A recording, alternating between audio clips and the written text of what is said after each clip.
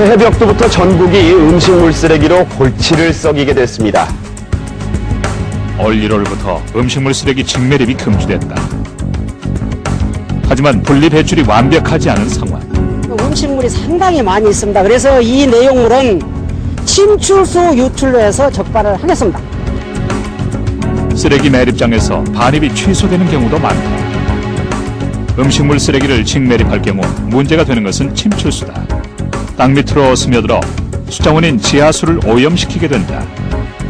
음식물 쓰레기 직매립 금전, 자원 낭비와 환경 오염을 예방하기 위한 정책으로서 금년 1월부터 특별시, 광역시, 시 지역 예산에서 발생되는 음식물 쓰레기는 바로 매립할 수 없도록 그렇게 규정이 되어 있습니다. 현재 음식물 쓰레기는 어떻게 처리되고 있을까?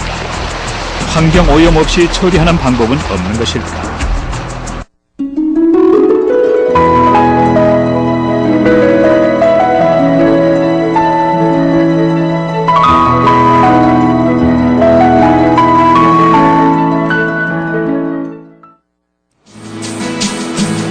가정에서 일반 쓰레기와 분리 배출되는 음식물 쓰레기는 전문 업체가 수거한다.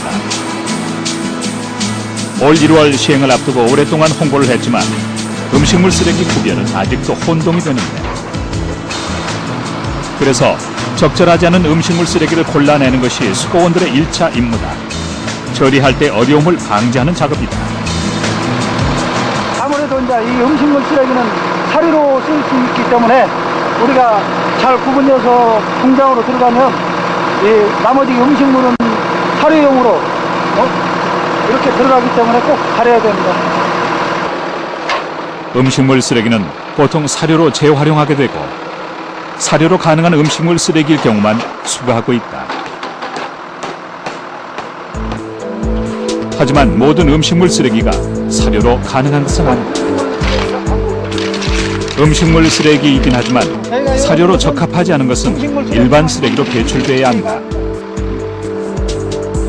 홍합 껍데기처럼 딱딱한 것은 음식물 쓰레기 배출 기준에 어긋난다. 사료로 만들기 어렵기 때문인데 결국 수거되지 않고 다시 버려진다. 혼동되는 것은 이 때문이다. 음식물 쓰레기라도 사료로 만들 수 없는 것은 일반 쓰레기인 셈이다. 당분간은 주민들이 이게 이제 익숙해질 때까지는 저희들이 많이 좀 홍보도 하고 해야 됩니다. 티백이나 뼈다귀는 부적격. 그러면 어떤 것들이 배출 가능한 음식물 쓰레기일까? 음식물 쓰레기 배출에 어긋나는 것은 크게 4가지다. 육류의 털이나 뼈다귀, 조개 껍데기, 딱딱한 견과류나 씨앗, 그리고 티백이다. 각 가정이나 음식점에서 수거한 음식물 쓰레기는 음식물 쓰레기 재활용 센터로 옮겨진다. 먼저 음식물 쓰레기를 한데 모으게 되는데 일반 주택에서는 전용 봉투에 담아 버리게 되어 있고 음식물 쓰레기와 그대로 섞이게 된다. 비닐봉투는 처리 공정에서 자동 제거되기 때문에 문제가 되지 않는다. 다음은 이물질을 골라내는 과정. 어떤 것들이 있을지 몰라 수작업이다. 음식물 쓰레기를 일일이 눈으로 보고 손으로 만져서 이물질을 걸러내야 한다. 사료로 만들 경우 문제가 될 수 있기 때문인데 뜻밖의 상상하지 못한 물건들이 들어있다. 오늘 하루 걸러진 것만 해도 수저와 젓가락, 가위, 심지어 식칼도 여러 개다. 이물질을 제거한 음식물 쓰레기는 사료로 만들기 위해 탈수 과정을 거치게 된다. 영양이 부족할까 첨가제를 혼합한 것도 있대. 버려지던 음식물 쓰레기가 고른 영양을 갖춘 사료로 변신하게 된다. 그리고 동물들이 먹기 쉬운 상태로 바꿔주면 사료는 완성된다. 이렇게 만들어진 사료는 원하는 농가에 보급하기 위해 규격화된 통에 담겨지고 환경을 오염시키던 음식물 쓰레기는 자원으로 재활용하게 되는 것이다. 우리 공장에서는 26톤 정도 생산해가지고요. 돼지 농장, 닭, 오리, 개 농장으로 무상으로 보급하고 있습니다. 음식물 쓰레기로 만든 사료를 공급받는 한 돼지 사육 농가. 반응이 궁금한데 의외로 돼지들은 잘 받아먹는다. 물론 익숙해지기 위해 어린 새끼 때부터 입맛을 길들였다. 사료로 키우던 때보다 성장이나 육질이 훨씬 더 나아졌다는 평가다. 사료를 먹이면은 7개월이나 8개월 되면 나가는데 지방질이 엄청 두꺼워요. 그런데 이걸 먹이면은 지방질이 얕고 삼겹살 형성이 빨리 되는데 이건 삼겹살이 아니고 오겹살이거든요. 음식물 쓰레기 사료에 반신반의했지만 기대 이상의 효과에 업주는 대만족이다. 이걸 먹고 돼지가 이렇게 통통하게 살찐다는 게 이해들이 안 된다는 거예요. 근데 실제 와서 보면은 이거 엄청 이거 통통하지 않습니까? 이거 살쪄가지고 잘 크고. 하지만 이것으로 음식물 쓰레기 처리가 끝난 것은 아니다. 음식물 쓰레기는 사료로 만든다지만 문제는 침출수다. 어쩔 수 없이 물기가 있을 수밖에 없는 음식물 쓰레기.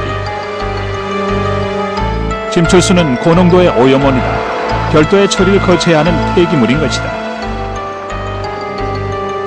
보통 음식물 쓰레기에서 나오는 침출수는 별도의 저장 탱크에 모으고 전문 처리 업체가 수거해서 해양 투기를 하고 있다. 현재 가장 일반적인 방법은 이것이다.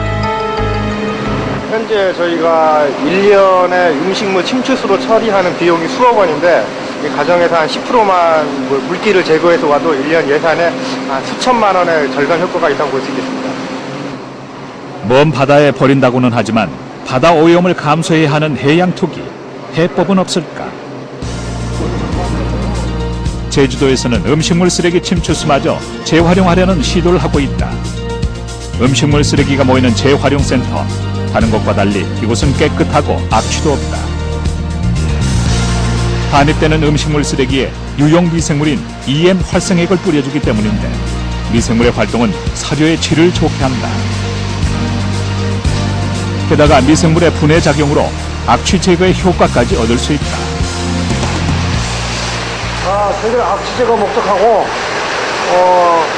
음식물에 미생물을 뿌려주면 이게 발효가 빨리 되기 때문에 이걸 EM을 제가 자주 뿌려주고 있습니다. 음식물 쓰레기 처리는 일반적인 과정과 같지만 문제는 침출수. 음식물 쓰레기에서 발생하는 침출수는 별도로 저장되는데 이곳에서 침출수를 재활용하기 위한 처리가 이루어진다. 방법은 간단하다. 음식물 쓰레기와 마찬가지로 침출수에도 EM 활성액을 뿌려준다. 고농도 오염원으로서 해양 투기되는 것이 처리 과정의 전부였던 침출수.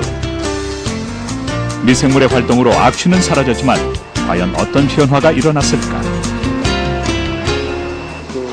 액비나 또는 미생물 제조로서 그 효능이 있는지 나름대로 성분 분석 의뢰를 했었습니다.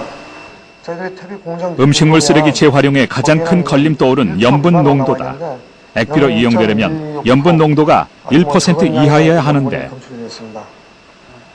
검사 결과 염분이 크게 줄었다. 음식물 쓰레기에서 나오는 그 탄력이 영양가가 굉장히 많기 때문에 작물에도 이제 뿌려주면 영양가가 좋을 것이다. 그리고 그냥 뿌려주는 게 아니고 일단 발효시켜서 뿌려주면은 좋은 퇴비로 되지 않겠느냐는 생각에서 저희들이 착안하게 됐습니다. 침출수의 액비 가능성을 확인한 후 실제 농장에 시범 사용해 보기로 했다. 웰빙 바람을 타고 수요가 늘고 있는 브로콜리 재배 농장. EM을 처리한 침출수를 액비로 뿌려주었다. 기대 이상의 변화가 일어났다. 먼저 이전보다 잎의 성장이 좋아졌다. 중요한 것은 브로콜리의 상태. 크기도 크고 단단해졌다. 음식물 쓰레기 침출수로 만든 액비를 한 번 뿌려준 것과 두 번 뿌려준 것을 비교하면 또 다르다. 성장 속도와 질이 달랐다. 한 번보다는 두 번 뿌려준 것이 훨씬 더 컸다. 음식물 쓰레기 이제 버려지는 거를 이제 좋은 맥락에서 같이 활용한다는 게 더 의미가 있죠. 본래 친환경 농업의 취지가 그렇습니다. 그러니까 저기 환경에 악영향을 주는 걸로 일반적으로 알고 있는 거를 저기 재활용해가지고 환경에도 악영향을 주지 말고 농업에도 일반 생활에도 좋은 의미에서 활용을 하자라는 그런 목적이 있거든요. 그런 측면에서 본다라면은 버려지는 음식물을 갖고 재활용한다는 거는 굉장히 의미가 있는 걸로 생각합니다. 음식물 쓰레기 침투수의 재활용이 증명된 셈이다. 침투수마저 액비로 사용할 수 있다면 음식물 쓰레기는 100% 재활용이 가능하다는 이야기다. 음식물 쓰레기라든가 침투수는 지금까지 굉장히 어려운 문제였습니다. 이러한 것들을 쓰게 되면 그 속에 있는 유기물질들을 우리가 재활용할 수 있는 기회가 될 뿐만 아니라 특히 한국 음식 쓰레기 같은 경우는 염분이 문제가 되고 있습니다. 그 NaCl을 분리해주고 기능을 할 수 없게 만듦으로 해서 우리가 이것을 적절하게 이용을 한다면 액상 상태의 비료로 활용할 수 있는 길이 열리게 됩니다. 음식물 쓰레기 침투수가 액비로만 활용될 수 있는 것은 아니다. 돼지 사육 농가의 가장 큰 문제점은 분뇨로 인한 악취. 특히 소에 비해 돼지의 분뇨는 고농도라 처리 비용도 많이 든다. 돼지 분뇨 처리 관계 그거에 대해서 악취 문제 제일 어렵습니다. 이곳에서는 음식물 쓰레기 침투수를 미생물 제재로 활용해 보았다.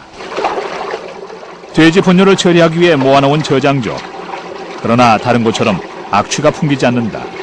비밀은 침투수다. 음식물 쓰레기 침투수에 유용 미생물인 EM을 넣어 발효시킨 뒤 분뇨에 섞는다. 미생물의 활동으로 분해가 일어나고 악취가 줄게 된 것이다. 별도로 지어놓은 분뇨 처리장에선 끊임없이 분뇨가 들어오지만 악취는 거의 없다. 미생물이 계속 활동하기 때문이다. 눈에 보이지는 않지만 미생물의 상호작용으로 끊임없이 오염의 분해 작용이 일어나는 것이다. 돼지 분뇨를 직접 손으로 만지기도 하는데. 아이고, 괜찮으세요? 예. 이거 냄새 없어요, 이거. 미생물이 정화작용을 했기 때문이다. 이거 냄새 없어요, 이거. 냄새 조금 맞춰봐. 냄새 없어요, 이거. 물만 이렇게 좋아진다고 하면 냄새 없어요. 음식물 쓰레기 침투수는 액비 외에 미생물 제재로도 활용될 수 있음을 확인할 수 있었다. 음식물 쓰레기 침출수 활용은 규모가 큰 사업장에서만 가능한 것은 아니다. 가정이나 식당에서도 어렵지 않게 활용할 수 있다. 음식물 쓰레기를 한 곳에 모으는 것이 첫걸음이다. 먼저 음식물 쓰레기에 유용 미생물인 EM 활성액을 뿌려준다. 미생물의 활동으로 악취도 제거되고 침투수도 발효가 된다. 한 10일 정도 발효된 다음에 물을 빼가지고요. 충분히 발효가 이루어지면 침투수를 따로 받아낸다. 텃밭에 액비로 활용하기 위해서다. 고농도기 때문에 물과 적당하게 희석해 밭에 뿌려주면 된다. 이 댁에서는 별도의 농약이나 비료를 주지 않는다. 발효된 침투수가 그 역할을 모두 해냈다. 거름이 되죠, 이게. 방충해갖고 진딧물 같은 거 별로 없으니까는 뭐 농약할 필요 없고요. 쓰고 남은 침투수 발효액은 악취 제거제로도 활용한다. 미생물이 오염을 분해하기 때문이다. 변기에 침투수 발효액을 넣어주는 것이 전부. 그전에는 냄새가 이렇게 고약한 거 그런 건 알 수 있는데 이거 사용하고 난 후에는 그 냄새가 이게 덜하고 냄새가 냄새 때문에 더 사용합니다, 저희는. 간편하게 이용할 수 있는 유용 미생물 EM은 음식물 쓰레기를 100% 재활용할 수 있게 했다.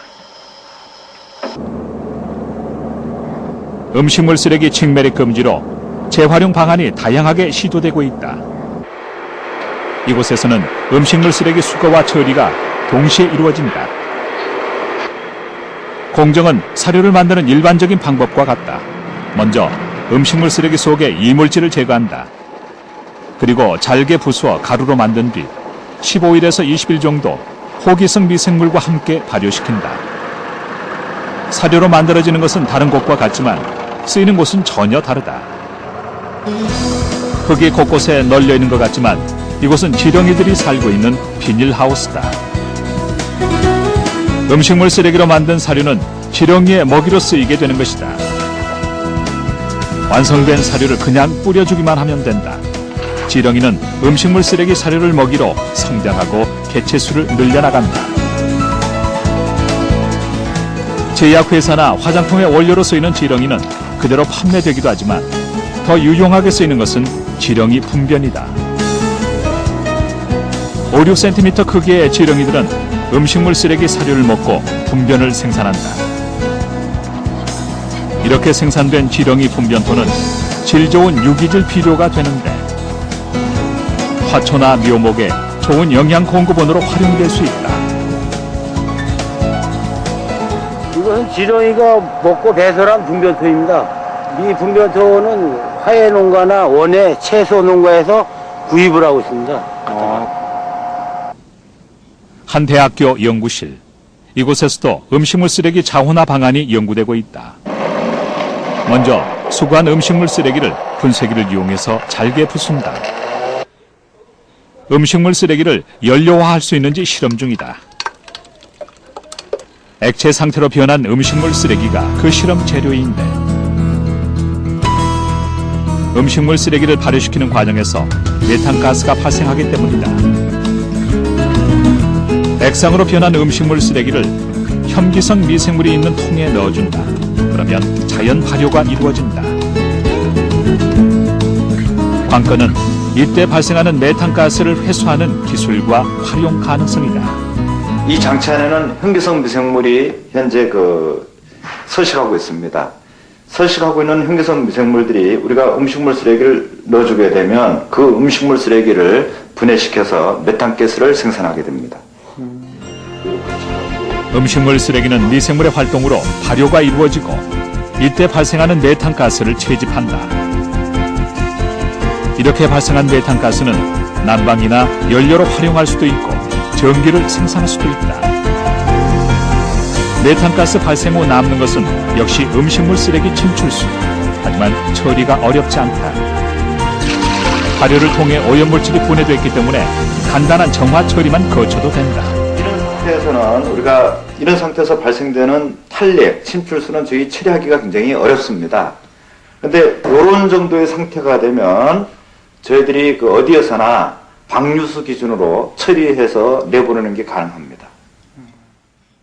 음식물 쓰레기는 매립하면 환경 오염원이 되지만 처리하기에 따라서는 자원이 되기도 한다. 재활용 방안도 좋지만 음식물 쓰레기 처리의 근본적인 문제 해결은 양을 줄이는 것이 아닐까. 우리나라의 음식 쓰레기로 버려지는 양이 1년에 약 14조 7천억이 됩니다. 그리고 이제 처리 비용만 하더라도 4천억 원이 소요됩니다. 이 비용은 우리나라가 외국에 수출하는 자동차 수출액과 맞먹게 되는 그런 비용이 됩니다. 그리고 그것을 다시 다른 금액으로 환산하면은 월드컵 경기장 70개를 지을 수 있는 그런 어마어마한 금액이 됩니다. 그래서 우리 각자가 조그만 노력해서 음식물 쓰레기를 줄인다라면은 환경과 경제가 같이 살아나는 그런 좋은 방안이 될 수 있을 것으로 생각이 됩니다. 음식물 쓰레기 배출이 제로인 곳이 있다. 필요한 만큼만 소비한다면 어려운 일도 아닐 것이다. 정토회의 점심시간. 식사 준비를 맡게 된 당번들이 분주한데 이곳의 식사 준비 시간은 길지 않다. 그럼에도 먹음직스러운 반찬들이 마련된다는 이유가 있다.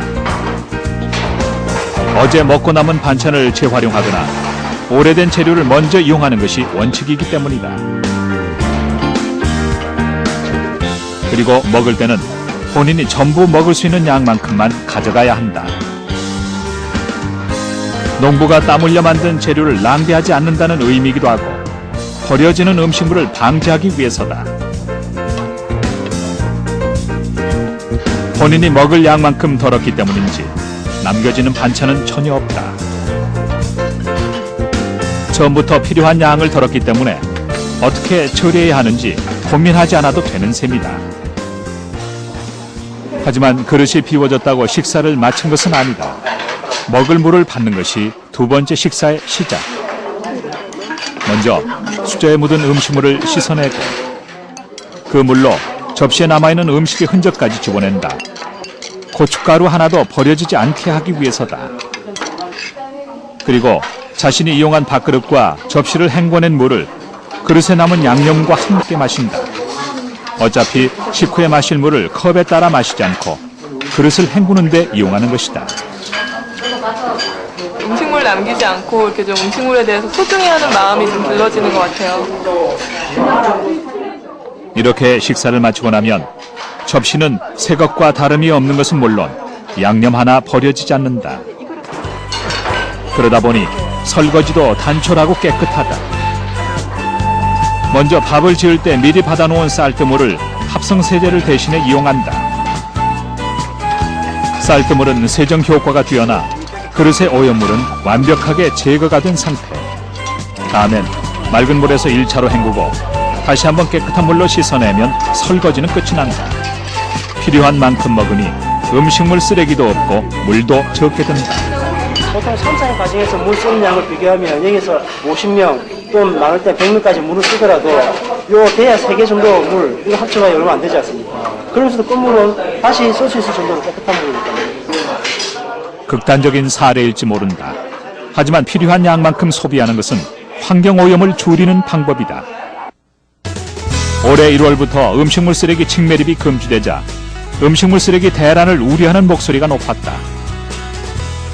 하지만 사료와 퇴비, 연료 등 자원화가 활발하게 이루어지고 있다. 활용에 따라 음식물 쓰레기는 또 하나의 자원인데 음식물 쓰레기로 인한 환경오염과 비용을 줄이는 가장 쉬운 방법은 먹을 만큼 먹어서 버려지는 것을 최소화하는 것이 아닐까. 음식물 쓰레기 재활용과 더불어 필요한 것은 생활 습관의 변화다.